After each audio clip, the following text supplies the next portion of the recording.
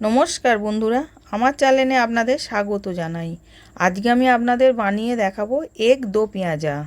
প্রথমে আমি ডিমটাকে সেদ্ধ করে নিয়েছিলাম, সেদ্ধ করে ছাড়িয়ে গাগুলো একটুখানি ছুরি করে কেটে নিয়েছি। নিয়ে এবার তেলটা গরম করতে দিয়েছিলাম কড়াতে, তেলটা গরম হয়ে গেছে, ডিমগুলো দিয়ে আমি ভেজে নেব। ওর মধ্যে একটুখানি নুন দিলাম, একটু হলুদ দিলাম, দিয়ে এবার আমি ভেজে নেব। এবার লাল লাল করে এবার ভেজে নিয়েছি, এবার তুলে নিলাম। ওই কড়ার মধ্যেই আমি ফোড়ন দিচ্ছি, শুকনো লঙ্কা জিরে ফোড়ন দিলাম।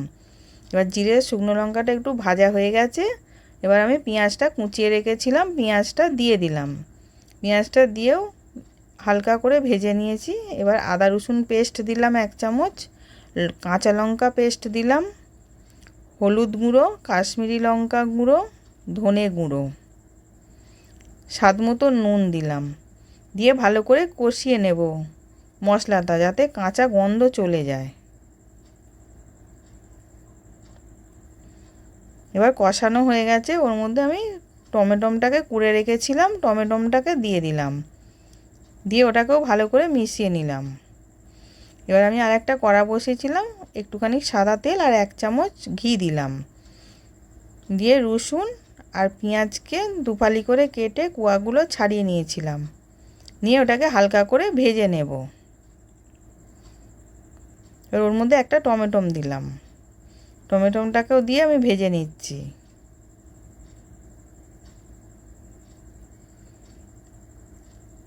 সামান্য একটুখানি নুন দিলাম। এবার হালকা করে ভাজা হয়ে গেছে, আমি নাবিয়ে রেখে দিলাম।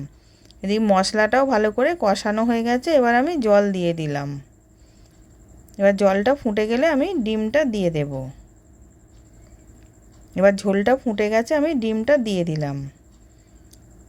এবার পেঁয়াজ, টমেটো আর রসুন যেটা ভেজে রেখেছিলাম সেটাও ওর মধ্যে দিয়ে দিলাম, দিয়ে ওটাকে ভালো করে মিশিয়ে নিচ্ছি।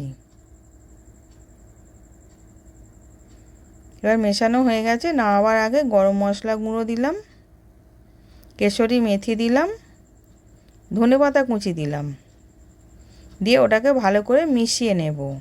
এবার মিশিয়ে এবার নাবিয়ে নেব।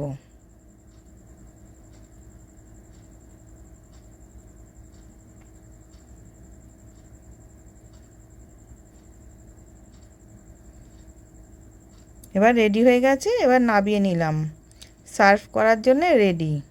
আশা করছি ভিডিওটা ভালো লেগেছে। আমি হাজির হব আর এক নতুন রেসিপির সাথে।